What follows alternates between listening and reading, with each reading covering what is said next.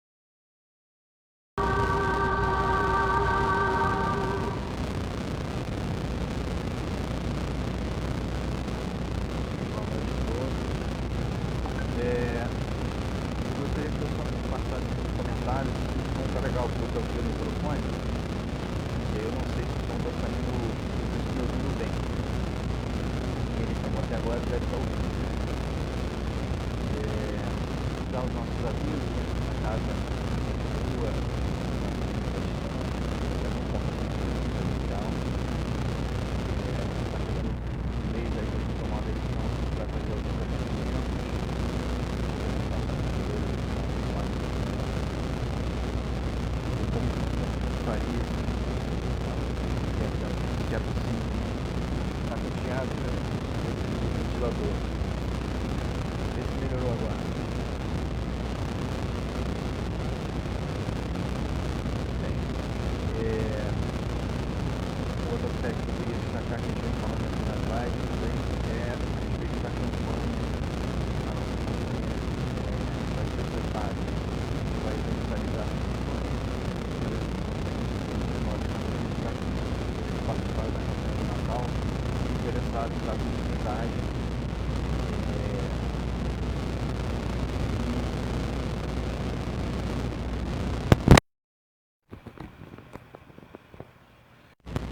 E ver se com isso a gente tem um alcance maior. A gente vai conseguir fazer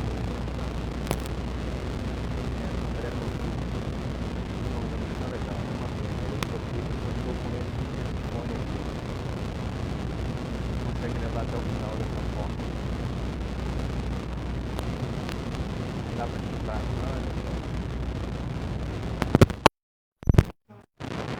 Vê se com o microfone do celular melhorou, gente. Vê se com o microfone do celular melhorou. Diretamente com o telefone, diretamente do telefone. Vê se melhorou a transmissão. Estou falando agora diretamente. Tá, então vou falar diretamente pelo microfone do telefone, tá? Depois a gente ajusta isso com mais calma, né?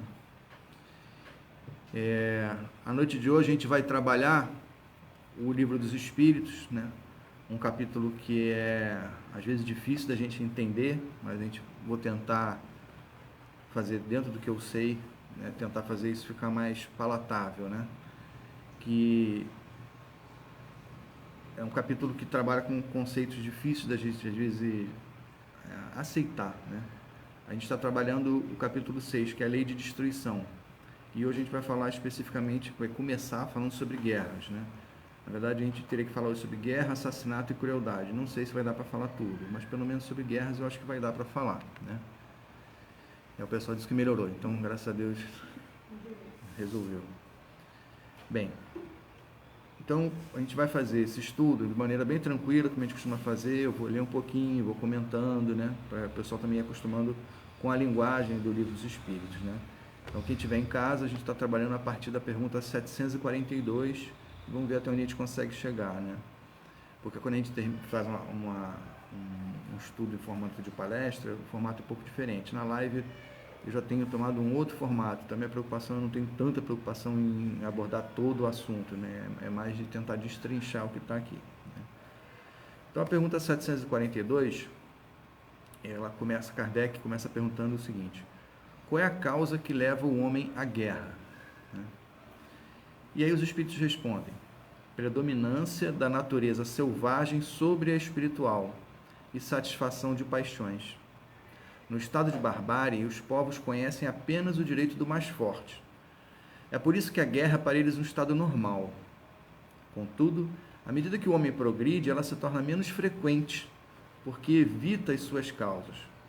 E quando é inevitável, sabe aliar à sua ação o sentimento de humanidade. Bem, relembrando que o Livro dos Espíritos foi escrito por um grupo de espíritos, não foi um espírito só quem ditou. Mesmo quando era um espírito só comunicante, né, que na verdade não foi dessa forma, né, foram vários espíritos, e Kardec reunia as respostas, ou seja, distribuía as perguntas. É a questão que está no início do Livro dos Espíritos, né, que é a chamada universalidade do ensino dos espíritos. É um dos fundamentos da doutrina, não foi um espírito que respondeu, foram vários espíritos. E ele pegava o que tinha de comum nessas respostas, em geral as respostas eram praticamente idênticas, ele reuniu e colocou aqui. Então a gente está falando aqui de um trabalho que foi coordenado por Jesus e tinham espíritos de escola respondendo, né? Espíritos que tinham muito conhecimento. Então é como se eles sentassem, né, e falassem assim, enquanto Kardec estava em casa trabalhando, eles tinham também os auxiliares que sabiam qual era o questionário que ia acontecer. E aí eles se reuniam e escolhiam a melhor resposta. Então essa resposta aqui era com todo o conhecimento que se tinha na época no mundo espiritual, desse e de outros mundos, e de uma maneira que a gente pudesse assimilar, né? Por que eu estou falando isso? Porque essas respostas, ela contém muito conhecimento em trechos curtos, né? Então por isso que a gente tem que ir destrinchando ela e lendo devagarzinho e de vez em quando reler para tentar entender. Então, a primeira coisa que os Espíritos falam, em resposta ao que ele perguntou, né, vou ler de novo, qual é a causa que leva o homem à guerra? Então, eles começam respondendo, predominância da natureza selvagem sobre a espiritual. E tem a segunda parte da resposta, mas vamos trabalhar a primeira parte. Predominância da natureza selvagem sobre a espiritual. Né? Então, aqui ele já dá material para a gente conversar muito, né? Assim, a guerra é o resultado da nossa brutalidade. Né? Brutalidade aqui a gente não está falando só em termos de violência, não. Quando a gente fala de bruto, né, fala um diamante bruto, é aquele diamante que veio e foi retirado da natureza e ainda não foi polido, ainda não foi lapidado, não foi trabalhado ainda. Então, quando a gente fala de bruto, né, não necessariamente a gente está falando de atrasado, a gente está falando de momentos diferentes da evolução. Porque eles dão a impressão que atrasado é uma coisa ruim. E não é. Um diamante bruto ele não é ruim. Ele só saiu da natureza e ele tem, inclusive, outras utilidades enquanto está bruto. E naturezas diferentes, vira uma joia, ou pode ter outras aplicações quando ele recebe determinados tipos de polimento.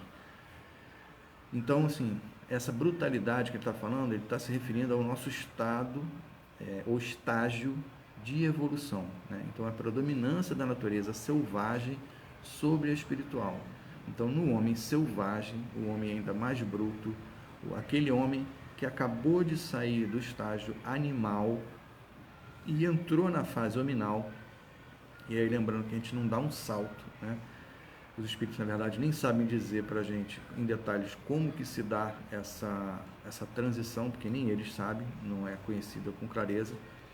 Mas a gente sabe que o tal do princípio inteligente que vem lá do mineral, atravessa o vegetal, chega no animal e passa por várias vidas animais diferentes, que nem os animais também não têm o mesmo estágio evolutivo, assim.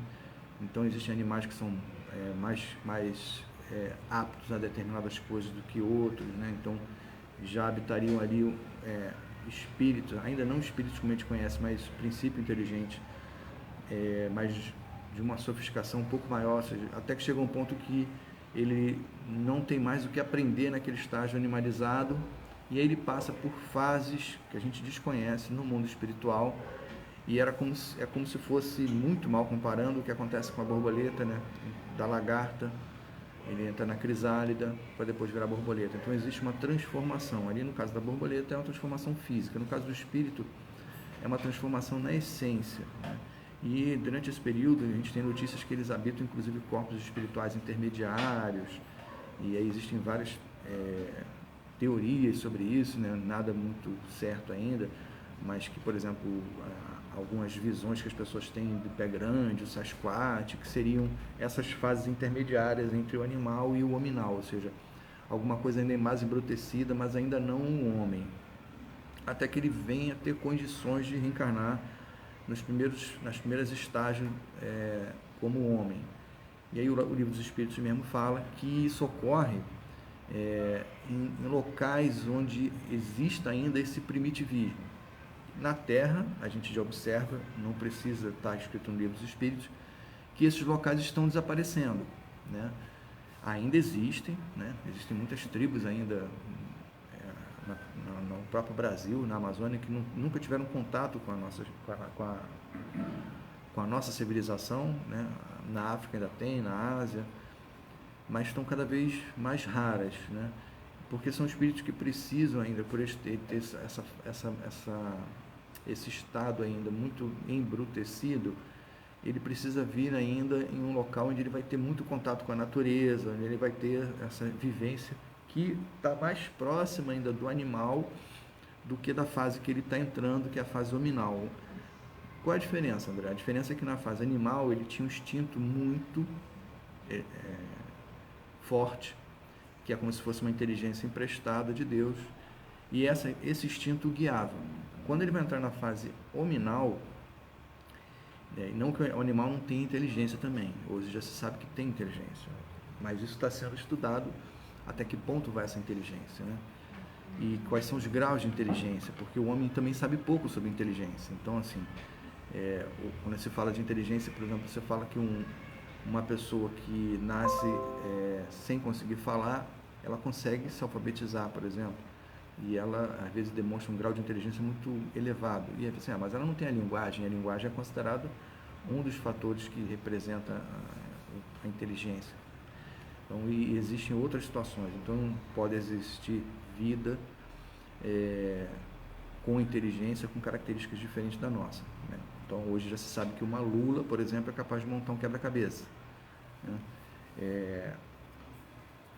Entre os animais domésticos, mais inteligente, as pessoas pensam que é o cavalo, que é o cachorro, não é, é o porco, né? É o animal mais inteligente, mais sensível. Por isso que ele sofre tanto quando ele vai para abate, porque ele sabe que ele está indo para abate. Então, assim, a gente conhece muito pouco da vida animal, hominal, né? Eu estou me estendendo muito nesse assunto para a gente entender as características que levam a gente a praticar a guerra, né? Então, esse homem embrutecido, ele traz ainda essas memórias, né? Então, ele pouco desenvolveu a sua capacidade intelectual, porque isso é novo para ele, né? Ele ainda traz essa coisa instintiva. E o que o instinto diz para ele? As duas coisas que todas as espécies buscam, né? Preservação, né? Num estágio num grau muito forte, e a necessidade de buscar alimento e se reproduzir. Então, são as duas coisas que ele vai buscar o tempo inteiro. E qualquer coisa que entre no caminho dessas duas coisas, ele vai rechaçar, né? Então, esse homem mais embrutecido, ele, por não ter uma capacidade intelectual desenvolvida, ele não sabe ainda como resolver as suas questões, as suas quisilas, as suas querelas com os outros. Então, em geral, ele vai partir para a brutalidade, né? Para a violência, né? Porque ele não tem essa capacidade, né? de usar esses apetrechos novos, né? Então, a linguagem, o diálogo, são coisas que ele vai desenvolver à medida que se torna mais humano. Tem gente que pensa que ser humano é ter a forma humana, não é? Humanidade é um conceito muito mais amplo, que envolve outras características que a maioria de nós ainda nem tem, né? Que são características que nos dariam uma convivência mais pacífica, né? Então, compaixão, piedade, preocupação com o outro, né? Sensibilidade, isso são as características que se esperam da humanidade, de ser humano, né? Mas nós temos isso pouco desenvolvido ainda. Então, ele fala para a gente que a predominância da natureza selvagem sobre a espiritual. Então, ele já indica para a gente que existe uma gradação, né? Então, quanto mais selvagem nós formos, mais nós iremos recorrer à guerra. E você observa que a nossa civilização se considera muito avançada, né? O homem desde sempre se considera a parte da natureza, que é uma coisa que a gente já trabalhou aqui em algumas transmissões, e é um conceito que já caiu por terra há muito tempo, e algumas religiões, inclusive a religião cristã, pregou isso durante muito tempo. Na verdade, hoje se sabe que o homem é parte da criação. Ele não é um ser à parte, né? Nós somos resultado da evolução da vida terrena, assim como em outros planetas. Com certeza, com o tempo, iremos descobrir vida, e vida que evoluiu de uma outra forma, né? Com outras características, né? Nós somos resultado da evolução na vida da Terra. Nós não somos nada de tão extraordinário assim. Somos o resultado desse processo, né? E dependemos de tudo que está aqui. A gente não consegue viver a parte da natureza, e esses conceitos todos estão caindo, porque, né, hoje em dia já se sabe que a gente não pode só usar o planeta para o nosso bel prazer, ou da forma como a gente entender que deva usar, e isso não vai ter consequência nenhuma. Isso terá graves consequências, assim como já está tendo.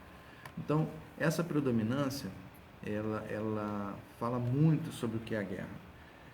Eu pouco falei da parte espiritual. Por quê? Porque esse homem embrutecido, como a maioria de nós ainda, sequer tem essa sensibilidade para perceber que nós não somos só matéria, né? Quando o homem começa a parar para pensar nisso, ele já encarnou e reencarnou algumas centenas ou milhares de vezes. Ele já viveu alguns milhares ou milhões de anos, né?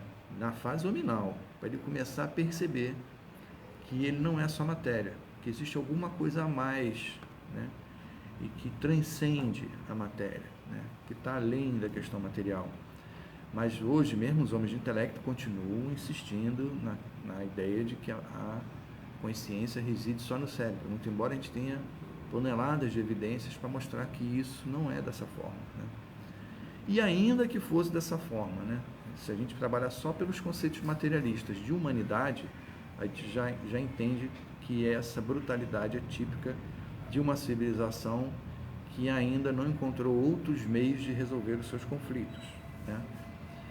O ramo do direito, por exemplo, ele nasce da necessidade de se resolver as coisas sem que se vá às vias de fato, né? Então, antigamente, antes da existência do direito, as pessoas resolviam como?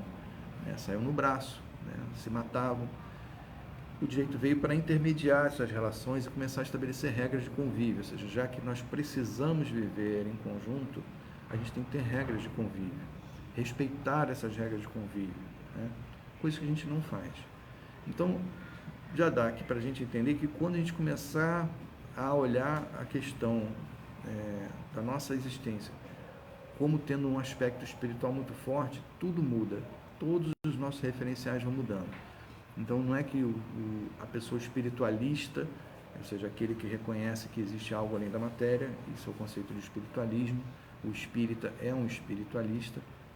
O espiritualista ele não é perfeito, mas é aquela pessoa que já para pensar nos seus atos, que já reflete, que já busca amadurecimento, que pode escorregar uma hora ou outra, mas ele vai estar sempre parando, reavaliando, tentando esfriar a cabeça, tentando fazer o que é correto, tentando buscar padrões de moral e de comportamento o melhor possível, mas ele definitivamente não é um ser perfeito. Na Terra nós não temos essa perfeição.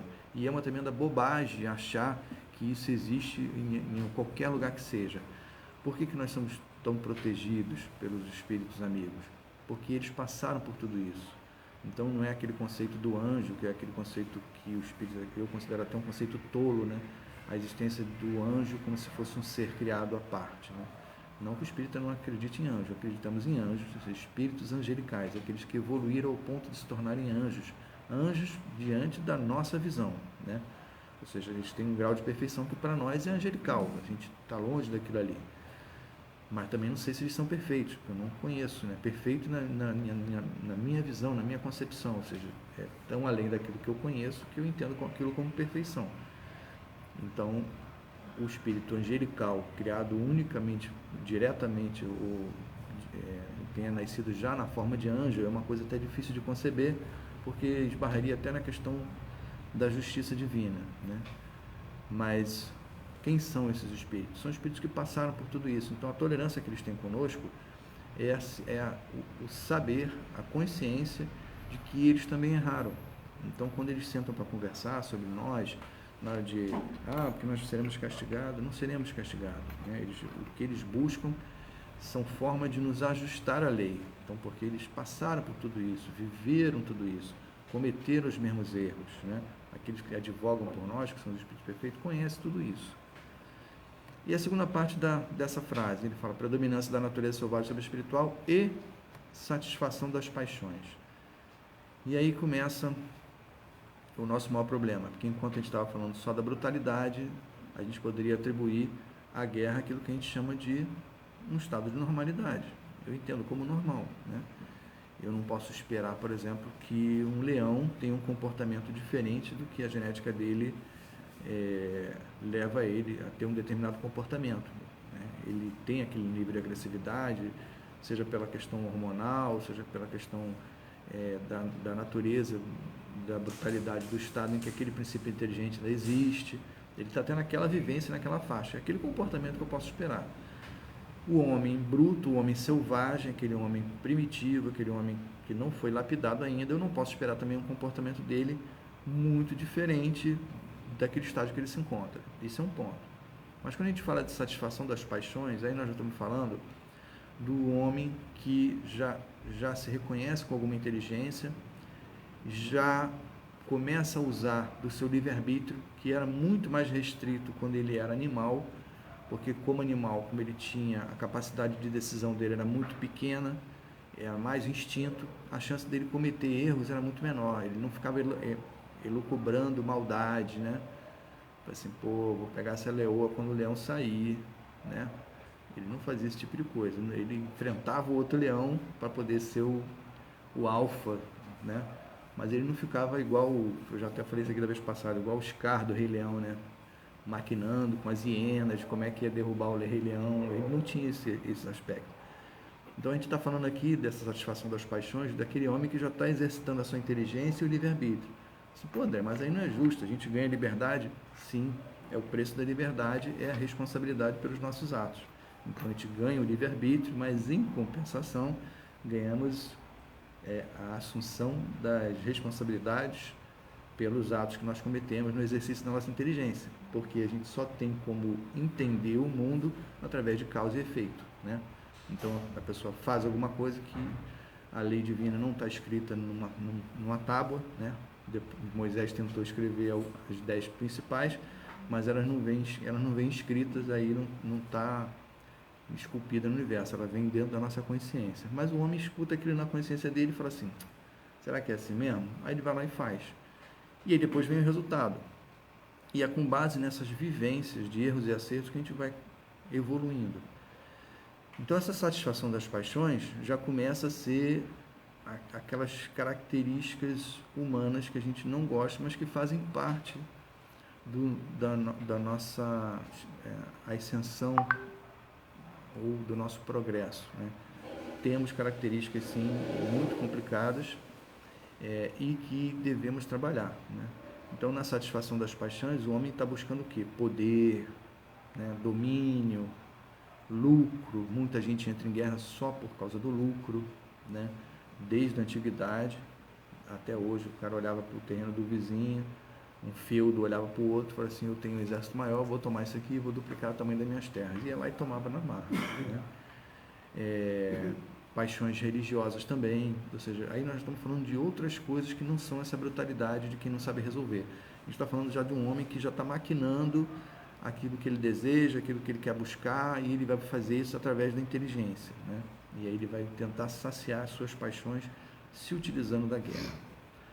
Mas a resposta continua, né? E aí os espíritos falam, no estado de barbárie, os povos conhecem apenas o direito do mais forte. E é por isso que a guerra para eles é um estado normal, né? Então esse estado de barbárie ainda é o estado que a gente vive, né? Alguém pode falar, mas não estamos mais na barbárie do que tínhamos há 1000 anos atrás, ou 2000 anos atrás. Na verdade, nós sofisticamos algumas coisas, mas a barbárie ainda existe, né?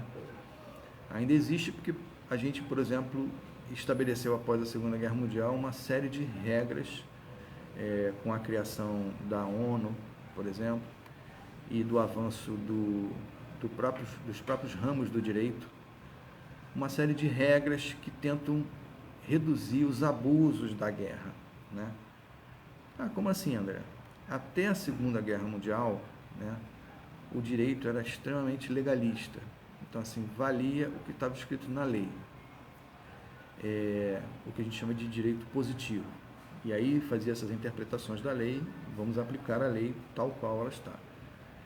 E isso levou, por exemplo, ao Estado nazista na Alemanha, né, na Segunda Guerra Mundial. Como é que o Estado nazista fez? Ele foi alterando a lei, né, apoiada por juristas brilhantes, fazendo com que o povo judeu e os demais que não eram considerados alemães, arianos, de raça pura, fossem perdendo o direito. Então, eles primeiro perderam o direito de ter comércio em determinadas áreas, perderam o direito de morar em determinados lugares, perderam o direito a ter patrimônio, eles foram perdendo o direito, até perder o direito à vida. Foi autorizado que eles fossem mortos.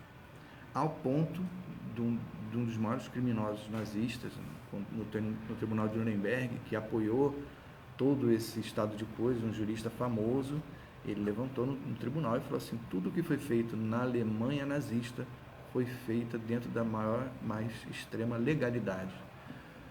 E isso foi muito chocante para todos os juristas da época, né? Então se desenvolveram princípios e a partir de então o direito passou a se basear nestes princípios. Então as legislações dos países continuaram existindo, como existem até hoje. Muitos não seguem esses princípios, né? Entre eles está a Declaração Universal dos Direitos Humanos. O que é isso? São princípios que foram considerados universais. Então, por exemplo, abominar a prática da tortura, né?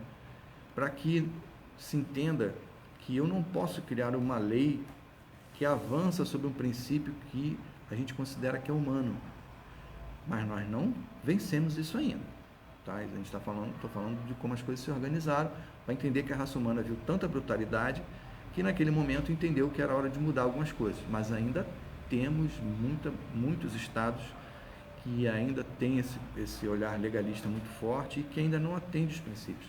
A nossa Constituição, por exemplo, é cheia desses princípios, que são princípios que vêm dos princípios universais e que até hoje não foram colocados em prática, né? Mas já mostra que nós já, como raça humana, já enxergamos determinadas coisas e entendemos que elas não devem mais compor de forma natural o nosso estado de coisas. Porque durante esse período anterior, né, vamos falar no período feudal, por exemplo, a guerra, ela era tida como normal. Então, assim, era lícito. Eu avisava o meu vizinho, falava assim, eu vou invadir as suas terras. Você quer se entregar? Não. Então, eu avisava ele e eu tinha o direito de combatê-lo e, uma vez ganhando a guerra, eu tinha o direito de invadir, assumir as suas propriedades, aquela coisa toda, o cara se entregava, tinha rendição formal, havia uma legalidade por trás daquilo ali, né? E uma coisa que existiu, ainda existe em alguns lugares, mas existiu durante muito tempo, você fazia prisioneiros e você tinha direito sobre os bens dos prisioneiros, sobre a vida do prisioneiro. Em alguns lugares você podia tornar eles escravos, em outros lugares você podia arrancar os dentes deles, se ele tivesse dentes de ouro, dentes bonitos, os dentes eram vendidos. Então, assim, o cara tinha total direito sobre os espólios de guerra. E isso fazia com que muitos exércitos eram compostos de pessoas interessadas em participar da guerra para ganhar, para poder usufruir desses espólios de guerra, porque o que ficasse naquele espaço, naquela aldeia, naquela cidade, era de quem ganhou. Então podia pilhar e saquear tudo. E muitos que se envolviam na guerra se envolviam por esses motivos, né? Então, quando ele fala que no estado de barbárie os povos conhecem apenas o direito do mais forte, é isso. E tinham isso como um estado normal de coisa. Então, não havia essa coisa da preocupação com o outro, de respeitar o espaço do outro. Isso não existia, né? Então, eu sou mais forte, eu vou lá e tomo, né? E isso é um conceito que tem que avançar muito ainda, porque ainda hoje há quem diga assim, não, mas eu pelo menos eu tenho que me proteger para que o outro não avance. Sim, mas aí sobre esse argumento a gente acaba às vezes se armando mais do que precisa e acaba assumindo uma postura de um Estado beligerante, aquele Estado que vira e mexe está se envolvendo ou se metendo na casa dos outros, ou se envolvendo em conflitos que não deveria estar se envolvendo, né? Mas, como eu falei, os espíritos que já conhecem tudo isso, eles continuam com a resposta dizendo o seguinte: contudo, à medida que o homem progride, ela se torna menos frequente. E aí tem uma notícia boa e uma notícia ruim, né? O menos frequente quer dizer que a gente ainda vai conviver com guerra durante muitos milhares de anos. Ah, não, André, centenas, dezenas? Não, muitos milhares de anos. Existe um ditado antigo, que tem uma versão em latim, que diz: a natureza não dá saltos. A natureza não dá saltos, então assim, as transições são lentas. Menos frequente quer dizer que elas vão reduzindo a frequência, né? Não é frequente, menos frequente. Não existe essa quebra. Vão reduzindo a frequência, né? Hoje a gente não tem uma guerra mundial, mas temos um número de conflitos regionais maior do que qualquer outro momento da história, né? É que as pessoas não se interessam de entrar na internet e buscar quais são os países hoje que têm conflitos armados. Tem países que têm conflitos armados há 20, 30, 40 anos e continuam em guerra até hoje. Ao lado da Índia, por exemplo, a gente tem um país que está em guerra há 40 anos, guerra civil. A mortandade é absurda, né? Alguns países do continente africano, né, viveram isso e vivem isso. Então, existe isso na Ásia. Então, como que a gente pode entender que a gente está em paz? A gente não está em paz, a gente só não tem uma guerra mundial deflagrada, oficial. Nós temos conflitos espalhados pelo mundo inteiro. Então, essas guerras, à medida que nós evoluirmos, elas vão se tornar menos frequentes. Então, vai depender de como que a gente vai lidar com isso, ou seja, saindo do estado de brutalidade, de selvageria e avançando para uma questão de um olhar mais espiritual, que hoje ainda não é uma verdade. Então, por exemplo, a gente aqui no Brasil conhece o Livro dos Espíritos, né? Nasceu na França, veio para o Brasil, no Brasil cresceu muito, mas mesmo no Brasil um percentual muito pequeno de pessoas aderiu à doutrina dos espíritos. Eu vejo programas, por exemplo, nos Estados Unidos, falando sobre fantasmas, assombração, e aquilo faz um sucesso danado, e é uma coisa assim que, no meu modo de ver, né, porque eu conheço a doutrina, eu acho aquilo de um ridículo tão grande, e eu falo assim, meu pai amado, esses caras nunca ouviram falar em doutrina espírita, né? A gente vê no Brasil mesmo, né, a quantidade de igrejas que produzem fenômenos mediúnicos em grande quantidade, e as pessoas não sabem nem o que é, não sabem nem lidar com aquilo, aí entende que é o Divino Espírito Santo, que é a maluquice, que é a psicose, que é a psicopatia, que é um monte de outras coisas, mas sequer ouviram falar na mediunidade, não consideram. Eu não estou falando do aspecto religioso da doutrina, porque a doutrina espírita, alguém pode criticar e dizer assim, a doutrina espírita tem coisas que ela diz que é ciência, mas na verdade ciência é aquilo que você pode provar. Sim, mas ela tem uma outra coisa que se chama evidências. Kardec fez um trabalho extenso e o trabalho dele tem que ser considerado. Então, quando a gente fala de mediunidade, é uma coisa que você pode levar para experimento, sim. Então, a mediunidade é uma coisa facilmente observável, né?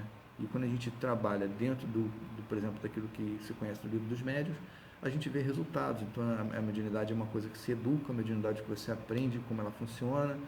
A questão do mundo espiritual é uma realidade, existem comunicações entre os dois mundos, sim. Então, essa história de que nunca ninguém voltou para falar e para dar recado é mentira. Voltam o tempo inteiro, dão recado o tempo inteiro, na casa de todo mundo, através de sonho, através de parentes que dão manifestação, mas as pessoas querem não enxergar isso. Então, enquanto isso for considerado desta forma, a gente vai considerar ainda, a gente vai permanecer ainda mais próximo desse estado de barbaridade, desse estado selvagem, de selvageria, do que de um estado mais sutil, porque essa busca da espiritualidade, essa busca do algo mais, tem a ver com essa sutilização, ou seja, eu estou me tornando menos embrutecido. E aí eu não estou falando só do espiritismo. A pessoa pode buscar, quando ela busca espiritualizar-se, ela está buscando caminhos. Então ela pode encontrar isso através do budismo, ela pode encontrar isso através do hinduísmo, ela pode encontrar isso através da igreja católica, ela pode encontrar isso na igreja evangélica, ela pode encontrar isso nos rituais japoneses, ela pode encontrar isso em qualquer lugar. Claro que chega uma hora que a gente começa a se encontrar lá na frente, porque a gente começa a falar uma linguagem muito parecida, porque você está buscando a mesma coisa, só que os caminhos, né, algumas igrejas evangélicas detestam quando a gente fala isso, né, todos os caminhos levam ao Pai. Não, só um caminho leva. Não, todos os caminhos levam ao Pai, desde que a pessoa busque sinceramente. Ela vai dar no mesmo lugar, porque esse Deus é um só, né? Se você está buscando, uma hora você vai chegar no mesmo lugar.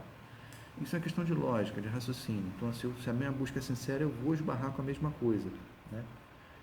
Não há exclusividade para quem está buscando. Então, uma linguagem é de uma forma, uma linguagem é da outra, mas eu vou encontrar a mesma coisa. E nesse processo de sutilização, de aliviar essa minha brutalidade, a questão da guerra, ela vai se tornando secundária, porque cada vez mais o espírito percebe que resolver as suas questões dessa forma, enquanto num determinado momento aquilo era a minha única ferramenta, ela não é mais a minha única ferramenta.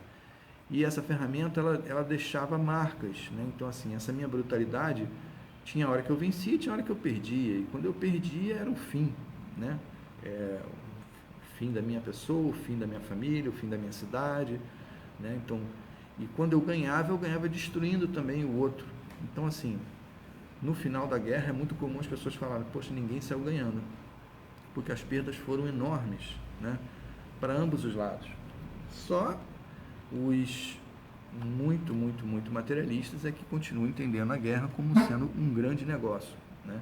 Quem quer entender muito bem isso, assista o filme A Lista de Schindler. Ele explica muito bem isso, né? Então, é um diálogo que ele tem com a esposa dele, né? Quando ele está às vésperas da Segunda Guerra Mundial, e a esposa dele pergunta para ele, assim, pô, você vai começar mais um negócio? Porque ele já tinha começado vários negócios e e havia, assim, não havia conseguido sucesso em nenhum deles, né? E ele falou assim, vou começar mais um. Aí eu falei assim, e ela, aborrecida, como que disse assim, mais um problema, né? Quer dizer, mais uma coisa que você vai fazer que não vai dar em nada. E ele falou assim, não, mas dessa vez tem um elemento diferente. Qual? A guerra. Então ele sabia que a guerra ia despertar essa cobiça. E é o que ele faz, né? Ele busca os militares alemães que tinham alta patente e ele começa a subornar esses militares com bebidas e com dinheiro, e ele consegue um financiamento do negócio dele dos próprios judeus que estavam presos. Então ele começa a articular uma cadeia industrial com mão de obra dos judeus presos, aliciando os militares alemães. Aí faz uma cadeia de corrupção ali, aí produz munição, aquela coisa toda. Só vocês vendo o filme como é que funciona. Mas ele não é o único, né? Muitos se beneficiaram disso e se beneficiam até hoje, inclusive líderes de grandes países, né? Quem quiser entender isso, assista O Senhor das Armas, que não é um filme, é muito mais do que um filme, é um alerta, é um alerta e é quase que um documentário, né? Quem quiser assistir O Senhor das Armas e depois pesquisar, vocês vão ver que as coisas funcionam exatamente dessa forma, né? Então esse estado de brutalidade, junto com essa satisfação das paixões, leva a gente ao estado de beligerância. Então a gente começa a ver que a guerra é muito mais do que aquela coisa de defender os meus ideais. Isso aí é o que menos tem na guerra. O que mais tem na guerra é a defesa de interesses escusos, a busca de satisfações de outras coisas muito menos bonitas, a prevalência de imposição de determinadas ideias e formas de ser e de pensar. Então é muito complicado. Mas os espíritos falam que além dela se tornar menos frequente, ele ainda diz mais. Por que menos frequente? Porque nós passamos a evitar as suas causas, né? Como evitar as suas causas? Tentando fazer o que hoje a gente já começou a fazer. Hoje em dia já existe uma coisa chamada diplomacia, né? Que hoje em dia já é uma coisa formal, existem carreiras de diplomacia, a pessoa estuda para isso. O que é o diplomata? É aquele cara que vai tentar ouvir, vai tentar costurar acordos, porque na verdade a guerra em geral nasce, a maioria das guerras que nós temos são por motivos econômicos, então elas nascem do interesse, que eu tenho uma coisa que muitas vezes eu tomava à força. O diplomata vai tentar fazer o seguinte, não, vamos tentar um acordo que seja bom para os dois. E antigamente isso era impensável, né? Como que vai ser bom para os dois? Eu sou mais forte que você, eu vou e tomo o que é seu. Só que o cara esquece que o ciclo comercial, muitas vezes, precisa que o outro continue existindo, né? Então, quando eu consigo uma maneira de conseguir o que eu quero e ainda de alguma forma o outro se beneficiar, e isso é possível, existem estratégias comerciais para isso, o homem começa a evitar muitas guerras. Por que evitar e não anular todas elas? Porque a gente não aprendeu todas essas ferramentas, isso ainda é novo para a gente. E ele fala mais, e quando ela é inevitável na nossa forma de ver, tá? A gente sabe aliar a sua ação ao sentimento de humanidade. Isso é uma coisa que dá falta muito ainda, né? Eu gosto muito de ver documentários sobre a Segunda Guerra Mundial e a gente vê que a Segunda Guerra Mundial foram cometidas muitas barbáries, mas muitas barbáries. Na invasão alemã à Rússia, tem muitos casos de barbaridade, mas um deles muito famoso, a morte de 100 e poucos militares que estavam pesando numa retirada, eles foram simplesmente eliminados. E aí depois, quando as tropas aliadas encontraram esse grupo alemão, mataram todos eles, e isso foi encoberto durante a Segunda Guerra Mundial, porque isso ia virar um ciclo de vingança, ou seja, ninguém fazia mais prisioneiros. Quando a Rússia entrou na Alemanha, a Alemanha já destruída, o russo também matou a maioria que foi encontrada, não houve formação de prisioneiros. Então, esse sentimento de humanidade é uma coisa muito distante para a gente. Quando a gente fala em guerra, a gente já pensa, vale tudo. É a primeira coisa que vem na cabeça das pessoas. Você conversa com quem conhece pouco sobre guerra e tudo mais, o cara ainda pensa, não, guerra vale tudo. A guerra vale tudo. E isso, né, além da gente não conseguir dialogar, quando a gente bate uma disputa, a gente ainda entende que vale tudo. E aí, no vale tudo, né, os instintos vão prevalecer. e aí a racionalidade vai desaparecer. E aí aparece o que o homem tem de pior. E aí ele é pior do que o animal, porque o animal, quando ele ataca só no limite da necessidade dele. Então encerra a luta, encerra o combate quando o opositor foge, o opositor foi vencido, encerra o combate. O ser humano não, ele não tem limite para o que ele é capaz de fazer, né? Aí ele usa toda a sua inteligência e usa toda essa sua brutalidade e faz coisas difíceis até da gente descrever, né? Mas que são importantes serem trabalhadas. Por isso que eu falei que esse tema é um tema difícil e muita gente não gosta, né? Seja o espírita, seja a religião que for, as pessoas não querem falar sobre a guerra, mas a guerra é uma realidade do mundo que a gente vive. Então, conhecer a guerra também é conhecer um pouco da natureza humana, né? Até onde a gente pode ir. Se eu não conheço isso, eu vou estar sempre desviando ou desconsiderando um lado obscuro, né? E desconsiderar o lado obscuro não é a melhor maneira. Na verdade, eu não devo me aprofundar nele, mas eu devo reconhecê-lo, né? Eu vou falar na psicanálise, né? Olhar para a minha sombra. Eu tenho que olhar para a minha sombra, né? Para quem gosta de Star Wars, né? O fim dos Jedi se deu por causa disso, né? Porque o Jedi treinava a pessoa para o lado, né, bom da força, mas não olhava para o lado negro da força. E ao fazer isso, você acaba esquecendo que nós temos os dois lados, nós temos esse lado obscuro.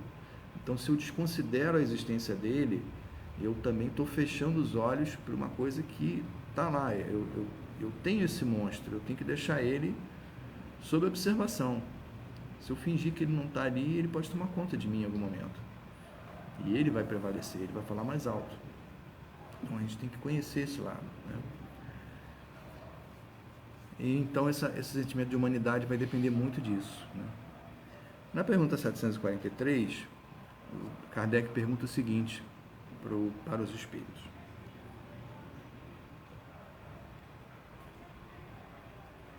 a guerra desaparecerá um dia da face da terra?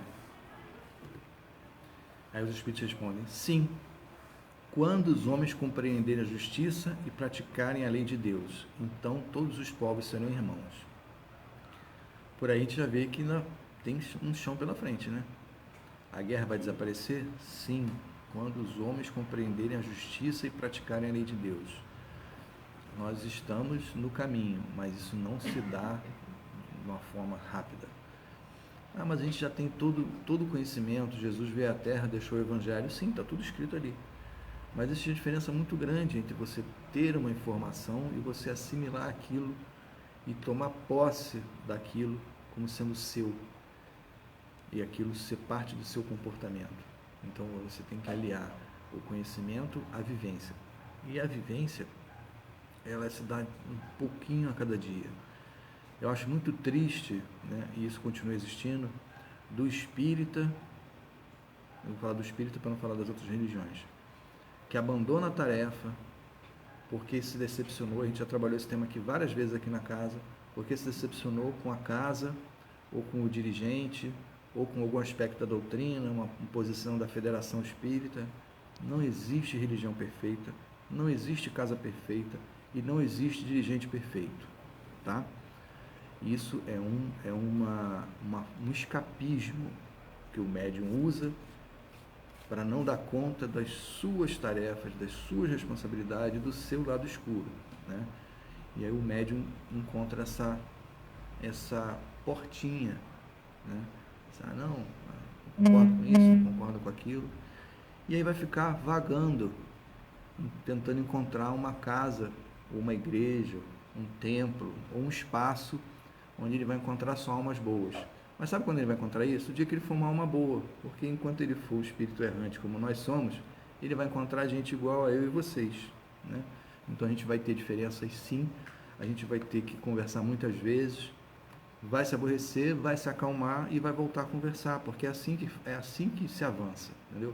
É assim que se avança numa família, é assim que se avança num casal, é assim que se avança em sociedade, né? Fica nervoso, fica roxo, né? Depois se acalma e tem que chegar a um consenso. Se não chegar, aí nasce irmão, nasce chipófago, né? Vai ficar agarrado até se entender. Então é melhor a gente se entender de uma outra forma, né? para que a gente possa fazer um caminho um pouco diferente, né? Então, praticar a lei de Deus, para que a gente tenha povos irmãos, é fazer tudo aquilo que está lá no Evangelho, né? Mas, como a gente falou, será que simplesmente eu ler a Bíblia é o suficiente? Será que eu só estudar o Evangelho é suficiente? Não, ele é um primeiro passo, né? A maioria lê o Evangelho e sequer compreende o que está escrito ali. Por quê? Porque são conhecimentos muito profundos de psicologia, né, e de comportamento humano. Então as pessoas nem entendem aquilo que conseguem. O Espiritismo ainda tem uma coisa muito legal, que é você estudar em grupo, discutir aquilo em grupo. Então cada um fala um pouco daquilo que entendeu, traz com uma linguagem mais simples. Hoje em dia tem muitos psicólogos atuando na doutrina espírita que também trabalham muito essas questões de natureza psicológica que estão no Evangelho. Então mostra que Jesus tinha um conhecimento da alma humana, da psique humana muito profundo. Mas essas coisas têm que ser vividas, elas têm que ser experienciadas. A gente só consegue avançar se a gente persistir. Então, por exemplo, eu estou aqui toda segunda-feira fazendo essas lives para vocês. Hoje é a 44ª. Eu sei que algumas pessoas não gostam que o palestrante dê exemplo, mas eu tenho que dar exemplo ou de grandes luminares ou falar de mim, que se eu falar de terceira, a pessoa pode se ofender. Para mim estar aqui toda segunda-feira, eu tenho que estabelecer um compromisso de tarefa, né? Não é fácil fazer tudo isso aqui funcionar, né? Eu estar aqui, eu estou aqui com uma base de remédio, minha coluna está travada, eu tenho problemas em casa, eu tenho problemas no trabalho, tem todas as raças de dificuldade que um ser humano normal tem. Não tenho mais porque a espiritualidade deixa eu chegar aqui para fazer o trabalho, mas tem todas essas dificuldades. Qual a diferença então? Eu entendi o que quando a doutrina espírita fala que nós reconhece o verdadeiro ser espírita pelo seu esforço de renovação. Então eu venho e eu vou fazer meu trabalho, eu vou tentar fazer o melhor possível. Com isso eu estou tentando buscar compreender o que a gente está falando aqui, compreender a justiça e tentar a prática da lei de Deus. E a gente precisa estudar. Você pensa, André, por que você faz palestra? Primeiro porque é o meu trabalho. Cada médium tem que reconhecer e saber qual é a sua tarefa principal. Então eu trabalho na cura, trabalho na desobsessão, mas o meu trabalho principal, eu sei de muito novo, eu sei isso, é com a palavra. Então, o livro dos Espíritos fala assim, como é que a gente sabe como é que foi a nossa existência anterior? Observe a sua existência atual e as suas tendências.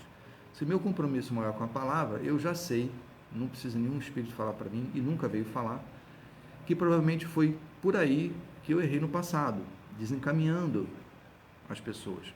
Ou porque eu era ardiloso, usei a inteligência de forma inadequada, mas hoje eu sei que é dessa forma que eu tenho que trabalhar, eu tenho que desenvolver minha tarefa. Cada um que descubra onde está seu campo de trabalho. E trabalhe, e faça o melhor possível. Eu só vou ter essa compreensão de justiça, essa prática da lei, como o Gandhi falava, né? A única paz possível é aquela paz que começa dentro de mim, é a paz interna. Eu não posso pedir a paz do mundo. Então as pessoas querem um mundo melhor, sejam melhores, mas sejam melhores trabalhando. Eu estou falando para os médiuns porque é o público que está mais próximo de nós. Então façam a sua parte, trabalhem, né? A gente está vivendo um momento de pandemia. Tem muitos médiuns usando a pandemia como desculpa para se afastar da casa, né? E eu sou obrigado a falar isso, porque é verdade. Sob a desculpa de que se vier a casa vai se contaminar, vai estar correndo risco. E eu digo a vocês que o risco ele existe em qualquer lugar. Eu tenho que fazer o que eu tenho que fazer, tomando as medidas que eu tenho que tomar. Então eu não posso deixar de ir no mercado, eu não posso deixar de ver determinadas pessoas, eu não posso deixar de trabalhar. Então, ou seja, eu não vou conseguir me isolar no mundo num nível tal que eu fique à prova de contaminação. Mas eu tenho que tomar conta. Então é orai e vigiai, né? Não adianta só vigiar também. O orai faz parte de estar em contato com Deus. Orai e vigiai. Então eu tenho que fazer as duas coisas. Então, se eu quero um mundo melhor, eu tenho que me tornar uma pessoa melhor, né? E eu só conheço uma forma, trabalhando. Quando a gente fala de trabalho, dá a impressão que é só suor e só sacrifício. Tem isso também, mas quando a gente fala de trabalho, eu estou falando de persistência. Então, se eu quero passar no concurso, eu tenho que estudar. Não adianta só rezar, eu tenho que estudar muito. Então, se eu quero ser um bom advogado, eu tenho que me dedicar. Ah, mas eu tenho dificuldade de leitura. Então, lê 5 vezes. Problema seu. Você não resolveu ser advogado? Leia 5 vezes. 5 vezes é pouco? Lê 6, lê 7, lê 10. Divide, faz igual a minha. Se eu pudesse virar o computador para vocês aqui, Tem várias coresinhas aqui, várias anotações e rabiscos, porque é a minha maneira de me organizar. Porque senão depois eu vou começar a falar que eu vou acabar me perdendo e não vou conseguir chegar a desenvolver o trabalho que eu tenho que desenvolver. Se eu quero ser um bom cozinheiro, eu tenho que cozinhar. E eu vou queimar um monte de coisa, eu vou estragar um monte de coisa, mas eu vou fazer. Se eu quero ser um bom médium, eu tenho que me submeter às regras da casa ao qual eu vou trabalhar. E se a regra não está boa, procura a tua casa, mas eu quero ver você de quantos pingos você vai dar, em quantas casas você vai bater até encontrar essa casa que você vai respeitar. Porque uma das características que a gente reconhece num bom trabalhador é o tempo que ele desenvolve de trabalho em uma determinada casa. Isso sim, eu conheço dirigentes de outras casas e a gente conversa, né? E quando você chega um médico para você que fala, não, esse médico já passou em tal lugar, em tal lugar, em tal lugar, a gente fala médico, tá, gente? Está falando de trabalhador. Pode ser aquela pessoa que veio ajudar, não quer dizer que o cara tem mediunidade, não, é o trabalhador.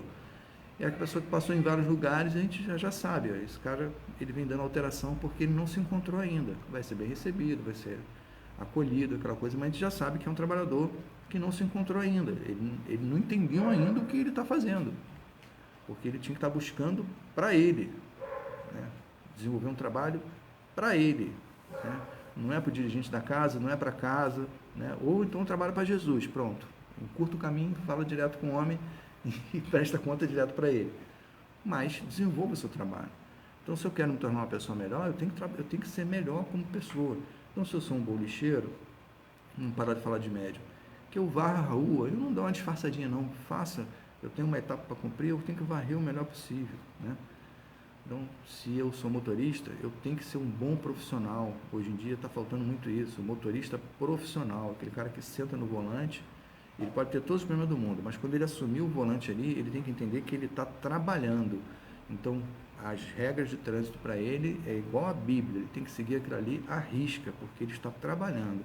Aquilo ali é o ganha-pão dele, motorista profissional, aquele cara que segue tudo que tem que seguir, conhece de mecânica, ele tem uma atenção diferente, ele tem um comportamento diferente, ele dirige por ele e pelos outros, ele tem que ser um cara acima da média para ser um bom motorista.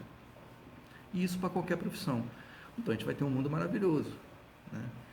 E por isso que a gente não tem um mundo maravilhoso, porque a gente não se esmera ainda nas tarefas. A gente sempre acha que a tarefa que a gente está fazendo é de menor importância, né? E aí fica complicado, né? Como que eu vou ter, por exemplo, um mundo melhor, considerar essa irmandade? Porque para ter povos irmãos eu tenho que ter sentimento de irmandade. Sentimento de irmandade é todo mundo ajudar, todo mundo auxiliar de alguma forma. E isso ainda não acontece, né? E aí vem a pergunta 744, que para mim é uma das mais difíceis do livro. A 744 e a 744A, né? A 744 fala assim: qual o objetivo da providência ao tornar a guerra necessária? E aí tem duas coisas aqui que são difíceis de entender. Qual o objetivo da providência? Então ele está falando de Deus, né? A providência aqui é a forma como Deus se manifesta. E ele está falando que a guerra é necessária. Então isso está na pergunta de Kardec. E aí vamos ver a resposta dos espíritos, né? Porque duas coisas você já fica assim, ué, o que Deus tem a ver com isso? E a guerra é mesmo necessária? Então, olha o que Kardec pergunta: qual o objetivo da providência ao tornar a guerra necessária? E aí a resposta é enorme, é assim: a liberdade e o progresso. Ponto. Aí, opa, liberdade? Mas a gente acabou de falar de guerra. Guerra é violência, guerra é tomar a força, guerra é tudo de ruim, e ainda fala em progresso. Então, assim, os espíritos concordaram que a providência está envolvida e que a guerra é necessária. Tá, então, vamos parar para pensar. Vamos voltar na pergunta 742. Qual é a causa que leva o homem à guerra? É a predominância da natureza selvagem. Ah, tá, então a guerra é necessária no estado de selvageria, porque nós não encontramos outro caminho. Então, se eu tenho que crescer e eu preciso da lei de causa e efeito para me mostrar isso, eu preciso errar para entender, com o erro, qual é a maneira certa de agir. É assim mesmo, André? Sim. E aí é onde eu discordo de muitos amigos meus espíritas que falam da tal da evolução em linha reta, que até hoje eu não sei que diabo é isso. Porque a evolução em linha reta seria a pessoa nunca errar. Eu quero saber como é que esse infeliz descobriu como fazer. Como é que uma pessoa descobre como fazer? Você dá um lápis na mão da criança e ela sai escrevendo de uma vez só. Ainda assim, ele teria que ter nascido várias vezes, né? Mesmo que ele fosse o tal do superdotado, ele teria que ter nascido várias vezes. Então, eu quero saber lá atrás, na primeira encarnação dele, se ele pegou o lápis e saiu escrevendo, ou se ele fez rabisco igual a todo mundo, aquele desenho. Que é isso aqui, papai? Um elefante? Não, uma borboleta, né? E a gente precisa desses estágios. Então, vamos entender, o objetivo da providência tornar a guerra necessária, liberdade e o progresso. Então, eu só vou entender o que é liberdade, eu só vou entender os direitos a partir do momento que eu viver determinados sofrimentos. Você só sabe o que é a claridade se você viveu a escuridão, né? Então, a gente só consegue entender o sentido real de liberdade depois de praticar um monte de barbaridades, ou de começar a vivenciar coisas que não são boas. A gente precisa viver, precisa experienciar. O que vocês acham que faz com que um princípio inteligente que vive na rocha se mova para o vegetal? Porque ele cansa de tomar na cabeça. A rocha fica, pressiona, aquece, vira lava, sai do vulcão, joga para um lado, joga para o outro, vem um pedreiro, ele bate, bate, bate. Ele está sendo movimentado sem desejar aquilo, e ele não tem poder de decisão. Aquilo vai despertando aquele princípio inteligente que ele migra para o princípio vegetal. Ele ainda não anda muito, mas a árvore já se mexe, ela já sente as sensações do vento, já fala com as outras. Fala, André, fala. Assista um documentário que fala sobre rede micelial, né? Está disponível aí, tem um documentário muito bom agora do Globo Rural, mas você encontra, tem um livro famosíssimo, que foi escrito na década de 90, Rede Micelial, é a rede formada pelos fungos da floresta. Então as árvores se falam, uma árvore adoece, ela avisa para as outras que está doente, as outras pela raiz começam a mandar seiva para ela. Uma árvore atacada por inseto, todas as outras começam a produzir substâncias para afastar esses insetos. Uma árvore cai morta, as outras protegem ela e ela continua viva durante muito tempo, como se fosse um estágio daquilo que a gente chamaria de um asilo, né? Então ela vai morrendo devagarzinho, ela continua recebendo seiva até que ela possa partir de vez. Então as árvores se comunicam, né? Tem experiências que são feitas, por exemplo, com as dormideiras, né? Quem nunca viu dormideira é aquela plantinha que você encosta dentro dela, ela fecha. Então o cientista pega a dormideira, joga o vaso no chão, ela fecha todinha. Aí deixa ela se recuperar, joga o vaso no chão, ela se fecha todinha. Até jogar o vaso no chão e ela não se fechar, porque ela já entendeu que aquilo não vai agredir ela. É só alguém que está sacaneando ela, mas assim, ela não vai morrer daquilo. Pum. O cara espera passar 30 dias e joga o vaso no chão de novo, ela não se fecha. Pega um vaso de uma que não passou por aquilo e joga no chão, ela se fecha. Então a planta não só reconhece o que está acontecendo com ela, como ela tem memória. Então a gente vê que existe alguma coisa a mais ali. Então a guerra foi necessária enquanto nós estávamos lá naquele início. Necessária por quê? Porque a gente precisa, por incrível que pareça, dessas vivências que a gente considera brutais, mas o espírito precisa vivenciar. Não adianta você dizer para ele, meu filho não faz isso, porque ele vai fazer. Ele tem que vivenciar aquilo ali. Ele tem que descobrir que aquilo não serve, que aquilo não é bom. E por que não é bom? E por que tinha que viver aquilo? Porque eu não sabia fazer de uma outra forma. Eu não tinha outros meios. E ninguém vai ser, inclusive lá na frente a gente vai falar sobre isso, ninguém vai ser responsabilizado por determinados crimes que cometeu nessas circunstâncias, porque era o estado de brutalidade em que eu me encontrava. Brutalidade aí, volto a repetir, não é que eu era estúpido, eu era bruto no sentido de pouco polido, eu não tinha esta formação, eu não tinha esse preparo, eu não tinha esse conhecimento, eu não tinha esse saber, eu não tinha essa evolução espiritual. Então eu era bruto nesse sentido. Então a guerra era necessária, sim. Para quê? A liberdade e o progresso. Desenvolver a liberdade, liberdade de ação e às vezes até outros tipos de liberdade. E o progresso, porque como a gente é muito ambicioso, aí entra nosso lado oculto, né? Como a gente é muito ambicioso e a gente, no início das nossas existências, nós éramos brutos no sentido de bárbaro e selvagem, nós éramos muito ligados à matéria. Então, para a gente, conquista era bem material, né? E isso, hoje, está muito claro que isso tem que mudar. O mundo está em crise, está em ponto de não se destruir completamente, mas de entrar numa hecatombe provocada justamente por esse olhar. Ou a gente muda esse olhar, ou não vai dar mais para continuar. Funcionou muitos milhares de anos, porque nós éramos poucos. Hoje nós somos muitos, já somos mais de 7 bilhões e meio de pessoas. O mundo não vai suportar todo mundo querendo tudo para si. Mas enquanto nós tínhamos esse olhar meramente material, a gente buscava as coisas dessa forma, né? Buscava aquilo que a gente entendia que deveria ser nosso, era cobiça, entre outras coisas. Como eu falei, a guerra, na maior parte das vezes, foi movida por cobiça. Então, para que eu conseguisse isso, eu me esmerava nisso. É a mesma finalidade do dinheiro, né? Qual é a finalidade do dinheiro, André? O dinheiro não é invenção de Deus, não. O dinheiro é invenção do homem, né? Se existisse diabo, seria a invenção do diabo. O diabo aí representando aquilo que é material, né? E não o diabo como ser, chifre, rabo, que isso não existe. Mas aquilo que representa no tarô tudo aquilo que é da matéria. Tudo aquilo que é da matéria é aquilo que é o homem bruto, o homem que só enxerga aquilo que ele consegue alcançar, que ele consegue pegar, que ele consegue cheirar, que ele consegue mastigar. Então, só pelos 5 sentidos. Esse homem embrutecido, ele quer a todo custo conseguir aquilo. Então, ele usa toda a inteligência dele naquele sentido. Então, por exemplo, quando o homem desenvolveu a catapulta, sem saber, ele estava desenvolvendo roldanas, mecanismos que mais tarde seriam usados para outras coisas. Quando ele começou a desenvolver as primeiras armaduras, quando ele começou a trabalhar o aço, ele mal sabia que o aço seria usado para construções, para instrumentos cirúrgicos, mas o primeiro uso não foi para nada disso. Ele queria fazer espada, ele queria fazer lança, ele queria fazer um troço que subjugasse o outro, né? E até hoje continua sendo dessa forma. A gente ainda continua colocando as pesquisas militares à frente das demais. Então é a busca do armamento, é a busca do explosivo, é a busca de tentar ser mais forte que o outro, subjugar o outro, né? E isso tem impulsionado a gente à frente. Por quê? Porque é o estágio em que a gente se encontra, né? Os espíritos querem dizer para a gente que isso vai mudar. Mudar quando? Quando a gente tiver condições de compreender essas coisas e entender que não precisa ser dessa forma. Mas enquanto isso não acontecer, e isso vai demorar muito tempo ainda, isso vai permanecer. E a 744A, que eu vou ler, apesar de a gente já ser 8h30, mas eu vou ler rapidinho para não ficar sem pé nem cabeça o estudo, é a seguinte: se a guerra deve ter como efeito conduzir à liberdade, como se explica que tenha muitas vezes por objetivo o resultado a escravidão? Aí os espíritos respondem: a escravidão temporária para abater os povos, ou seja, abater no sentido de subjugar, a fim de fazê-los progredir mais rápido.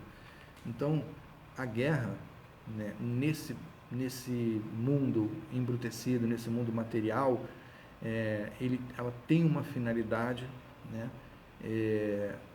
e ela acaba produzindo isso. Então, vou dar um exemplo para vocês. Quem quiser ler o livro Joana d'Arc, é um livro espírita, que foi escrito por um médium que esteve na França e ele recebeu esse livro, que é uma psicografia, né? Ele recebeu esse livro da própria Joana d'Arc, do espírito de Joana d'Arc, que é a reencarnação de Judas Iscariote.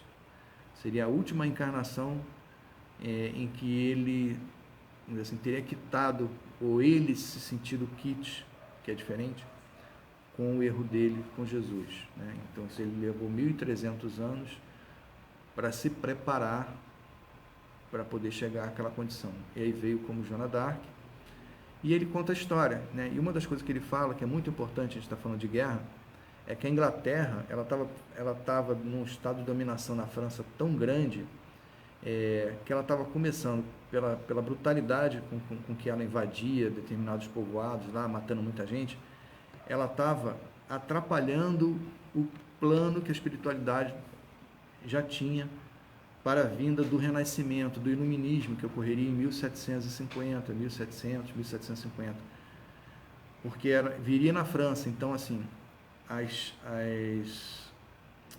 o material genético, né, os casais, as famílias que estavam sendo montadas para que 400, 500 anos depois pudessem abrigar os espíritos que precisavam vir, estavam sendo construídas já na Idade Média na França. E essas matanças estavam começando a atrapalhar, porque a espiritualidade leva muito tempo para reunir esse material genético, né, unindo as pessoas, fazer com que, às vezes pessoas simples, né, mas que tinham material genético adequado para que espíritos que tinham um grande potencial intelectual, artístico, né, tivessem na matéria condições de expressar isso.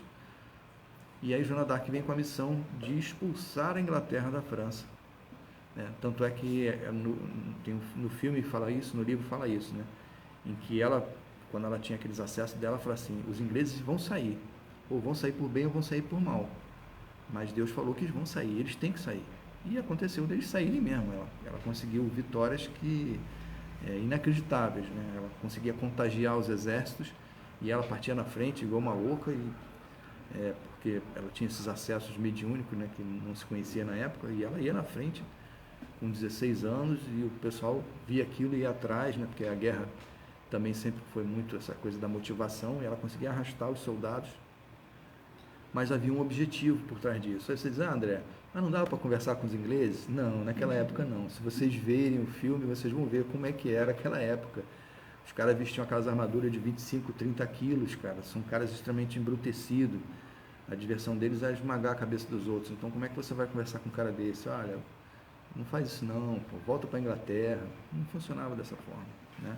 Era um nível de brutalidade muito grande, um nível de embrutecimento muito grande. Então, foi a forma como a espiritualidade entendeu de fazer esse movimento, né? Ou seja, esse assunto vai longe, mas a gente só tem 1 hora para falar, já são 8h37, a gente vai encerrar esse primeiro momento aqui da exposição, para a gente fazer o segundo momento de trabalho aqui da casa, que são as nossas preces. Então, a gente vai pedir para os médiuns trocarem a luz aqui, para a gente iniciar nossas orações. Enquanto isso, eu peço a vocês que estão em casa para separarem um copo com água, ou uma jarrinha, ou uma garrafa com água. E durante o período que a gente estiver fazendo nossas preces aqui, façam suas preces em casa também. Chamem pelos seus mentores, pelos seus anjos de guarda, pelos seus guias, pelo nome que vocês entenderem melhor. E peçam para que eles fluidifiquem a água que vocês estão separando na casa de vocês.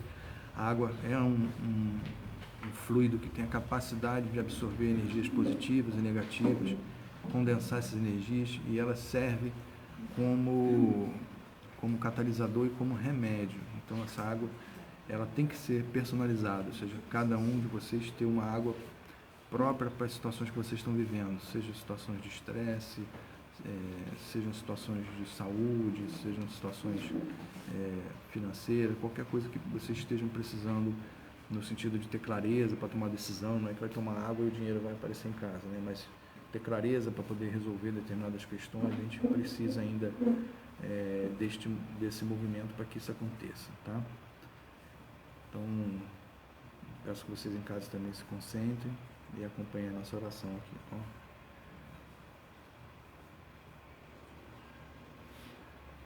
Cantar o Canta-Luz. Quanta luz neste ambiente, descendo sobre nós, vibrando em nossas mentes. Quanta luz, quanta assim em prece, como a alma cresce aos olhos de Jesus. Quanta luz, quando em oração a voz do Mestre fala aos nossos corações. Quanta luz descendo sobre nós.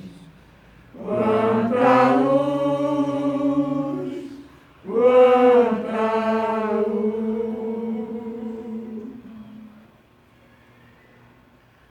E assim, Senhor, nós te agradecemos por mais uma noite de trabalho, por mais essa oportunidade, Senhor, de estarmos estudando, porque através desse trabalho nós crescemos, nós aprendemos, nós refletimos, que nós tenhamos sempre, Senhor, essas oportunidades, que elas se repitam em nossa vida, Mestre, tantas vezes quanto necessário, porque nós temos muito a aprender ainda, muito o que refletir, muito o que amadurecer, cometer os nossos erros, rever as nossas posições, nos tornarmos pessoas mais dóceis, mais calmas, menos embrutecidas. Que essa clareza, Senhor, no sentido da luz que vem do alto, possa penetrar nas nossas consciências, nos tornando pessoas melhores, Senhor, melhores em todos os sentidos. melhor de coração, melhor na inteligência, melhor na capacidade de discernir, para que com isso, Senhor, possamos não só crescer, como também ajudar aqueles que estão ao nosso redor. Que o Senhor nos abençoe, hoje, agora e para todo sempre. Assim seja. Assim, meus amigos, com isso a gente encerra na primeira etapa do nosso trabalho. Agradecemos a presença de vocês que estiveram aqui conosco. Que vocês possam ter uma noite de sono tranquila, em paz, em tranquilidade. E uma semana excelente. Que a gente possa estar juntos semana que vem, se Deus permitir. Que assim seja.